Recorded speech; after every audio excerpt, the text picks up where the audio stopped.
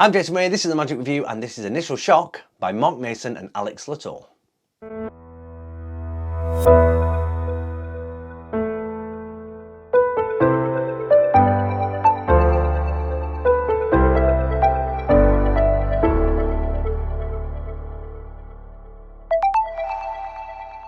Okay, so I'm a huge fan of anything Mark Mason puts out, and I was really lucky to see this actually live at Blackpool a few years ago. The visuals look absolutely stunning, and I asked him about 6 times to do the move again and again and again.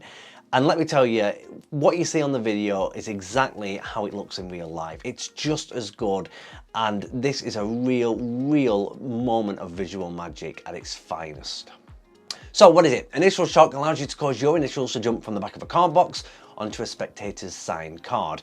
As I mentioned, this is a real eye candy moment of magic and one to really get people talking. And the reactions on this are going to be absolutely crazy, and I can just imagine people screaming when they see this because it is so visual. So what's in the package? You get a very nicely constructed gimmick that will last you a lifetime, obviously as long as you look after it, and a link to the instructions featuring a studio performance from Mark Mason and then a thorough explanation as well.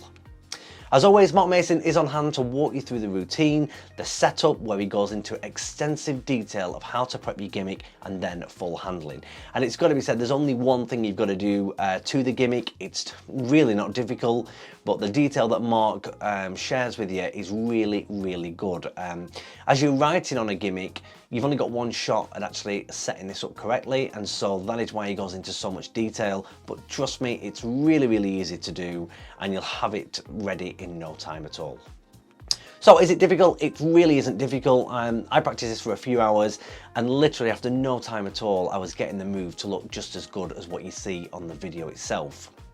And I am really keen to work this. I've had to think a little bit of actually how I'm going to carry this around, but it has to be said that Mark does cover this, but I wanted a little bit of an easier way to carry it around and a little bit, just to be a little bit more free with it when it's actually in front of an audience. I've got a simple solution which has made the handling even easier, and so if anyone does want to know, PM me and I'll be more than happy to explain what I've actually added.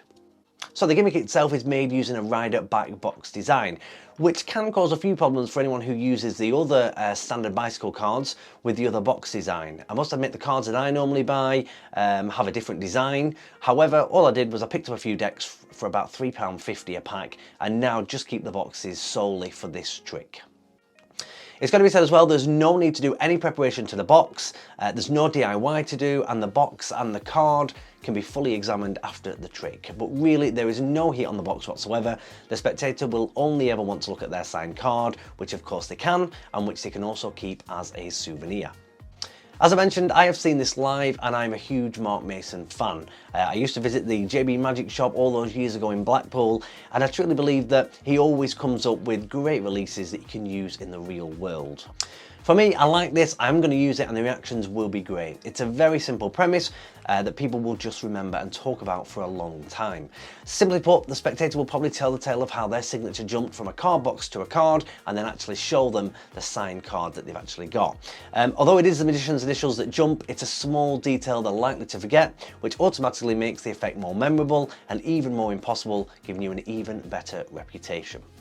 I think when performing this is going to be a closing effect, either walk around, as this could be the only card trick that you actually perform for a group, or it could be the sort of trick that you do at a table where somebody goes, go on, show me one more, and this would be an absolutely fantastic trick just to throw in towards the end when you're about to move on to a different table. It's just got that moment of eye candy that, you know, we all look for in magic. It's visual, it's easy to do, it's a simple premise that anyone can understand, and will work in a variety of environments as well, whether it's loud and people can't really hear you. This is just something that everyone can understand, whatever the working conditions may actually be. So if you're looking for a visual, easy transport of a signature or initials, then I definitely recommend that you check this out.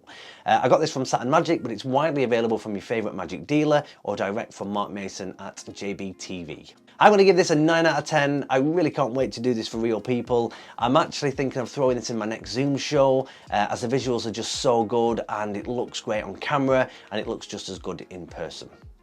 Today's question, do you do a signature transport effect? And if you do, which one do you use? Hit me up in the comments and let me know. As always, thanks for watching, and please give me a thumbs up if you enjoyed this review. Until the next video, it's bye for now.